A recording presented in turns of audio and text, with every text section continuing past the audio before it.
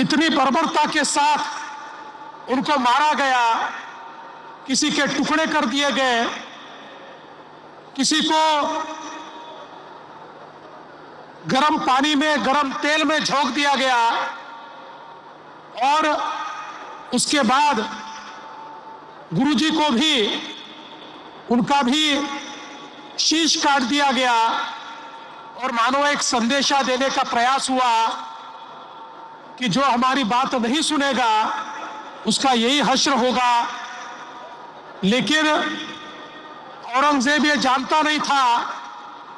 कि गुरुजी की कुर्बानी से पूरे देश के अंदर इस प्रकार की प्रतिबद्धता निर्माण होगी कि उसके इरादे कभी पूरे नहीं होंगे और वो इरादे कभी पूरे नहीं हुए।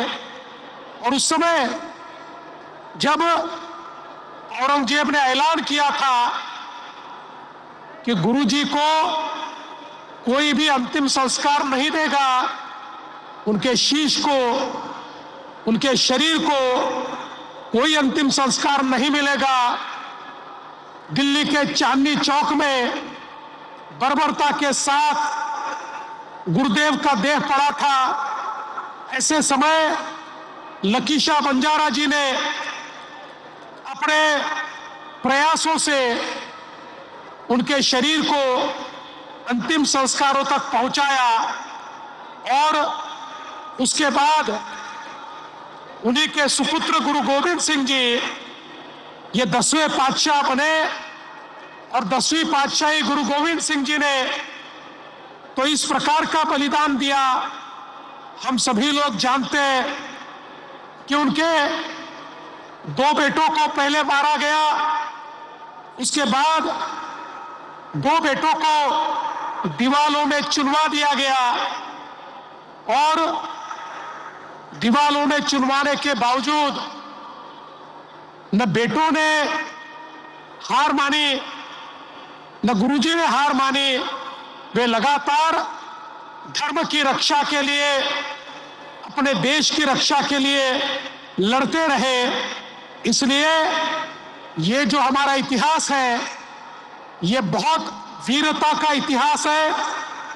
शौर्य का इतिहास है और ये इतिहास केवल सिख पंथ तक, सिखों तक सीमित नहीं होना चाहिए। तो भारत के जन जन को यह पता होना चाहिए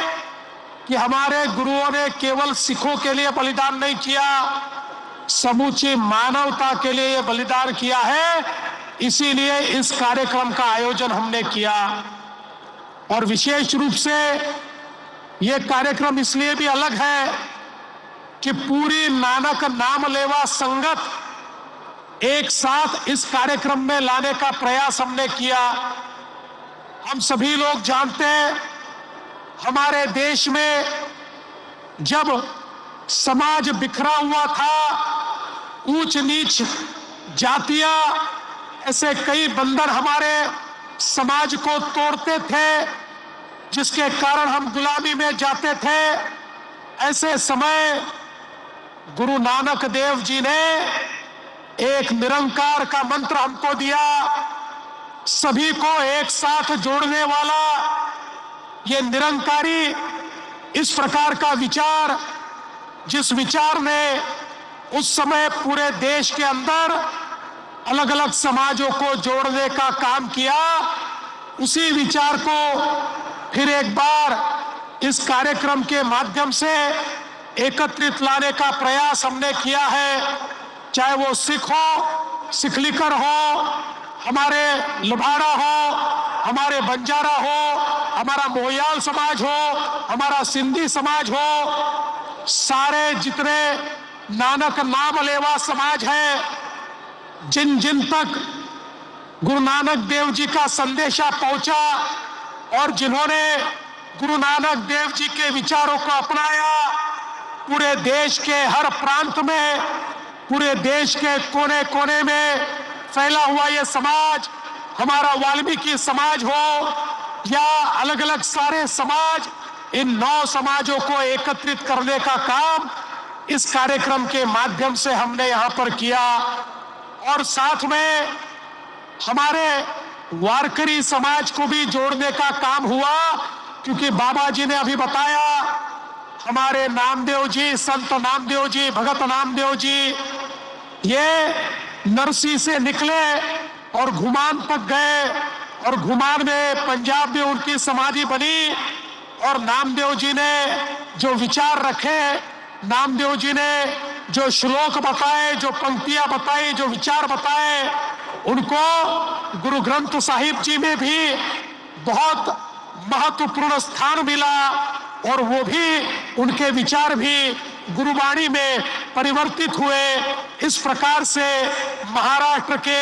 हमारे इस विचार का और हमारे वारकरी संप्रदाय का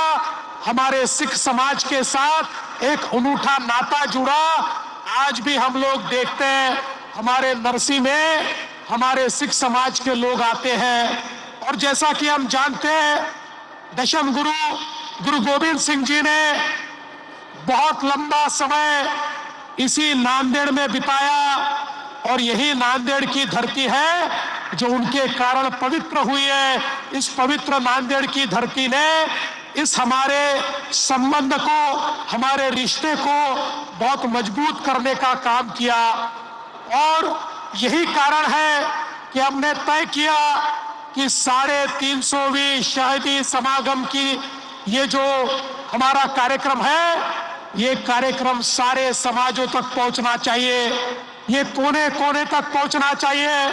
मैं धर्म जागरण के लोगों का भी आभार व्यक्त करना चाहता हूं। ये कार्यक्रम केवल एक दिन का कार्यक्रम नहीं चल रहा, ये कार्यक्रम हर गांव गांव में जाकर, ये जितने 9 समाजों की हमने बात की है, उस हर बस्ती में जाकर हर बस्ती में अलख जगाने का काम हो रहा है। और हमारे गुरुजी की शहादत किस लिए हुई, ये फिर एक बार उस इतिहास को दोहराने का काम इस कार्यक्रम के माध्यम से हम कर रहे हैं। क्योंकि हम ये मानते हैं कि जब तक भारत का बच्चा बच्चा इस इतिहास को नहीं जानेगा, जो इतिहास को नहीं जानते उनको वर्तमान तो होता है लेकिन उनको भविष्य नहीं होता। अगर भविष्य होना है तो इतिहास भी मालूम चाहिए, और ये जो इतिहास है ये हर घर तक पहुंचाने का प्रयास इस शहीदी समागम के माध्यम से, इस शहीदी संगत के माध्यम से हम लोग कर रहे हैं।